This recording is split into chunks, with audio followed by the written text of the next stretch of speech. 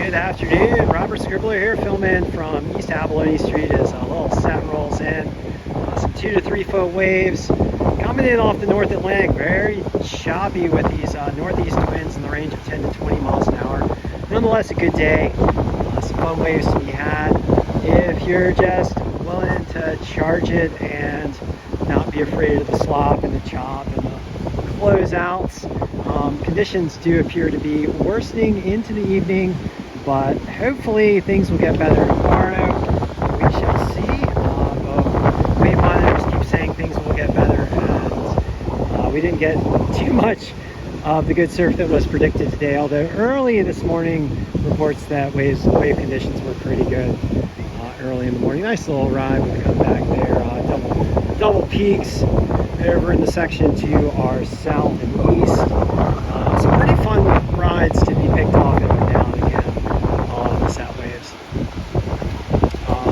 But I don't know, might travel south tomorrow morning to search for some better waves. We shall see. All right, let's get down to local conditions here at Nag's Head. Waves in the range of 2 to 3 feet, as you can see.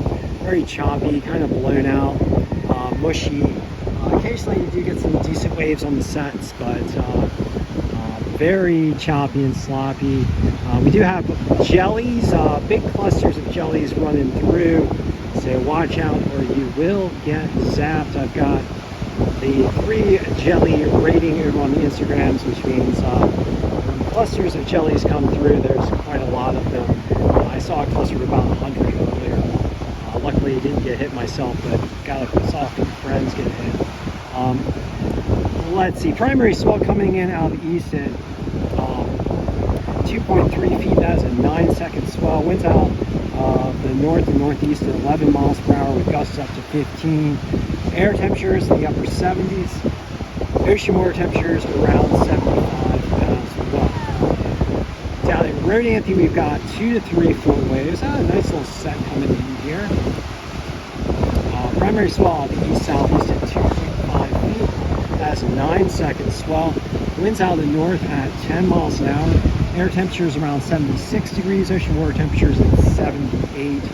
And all the way down south in Buxton, wave conditions 2 foot, relatively fair. East-southeast swell at 2.4 feet. That is a 9-second swell. Winds out of the north at 7 miles per hour, so calmer conditions leading to those more fair waves. Air temperature 77 degrees, ocean water temperatures 80 degrees. All right, so for ocean weather conditions conducive for waves, we do have a stalled frontal boundary off the east coast, which is helping to pump in those northeast winds. Hopefully the winds will calm down, and then that frontal boundary offshore will become a nice wave maker. We don't have any tropical disturbances of note right now, but we do have a big ocean heat wave going on in the North Atlantic that provides a lot of energy for storms should they form.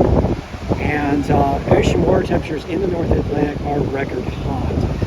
This results in an unprecedented large zone for tropical cyclone formation.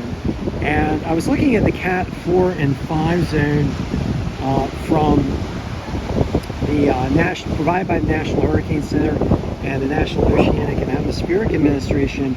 And the Cat 4 and 5 zone includes right now, and this is for the potential for storm formation in that strength. So the ocean water temperatures are warm enough to support a Category 4 or 5 hurricane in all the following zones: the Gulf of Mexico, all of it, all of the Caribbean, all of the Intertropical Convergence Zone, and a region east of the Delmarva Peninsula, stretching east approximately 2,800 miles and south all the way to the Caribbean and the Intertropical Convergence Zone. So a huge, huge slice of the Atlantic Ocean right now, having ocean water temperatures capable of supporting the strongest hurricanes that are able to form. So that is a massive, massive swath of ocean.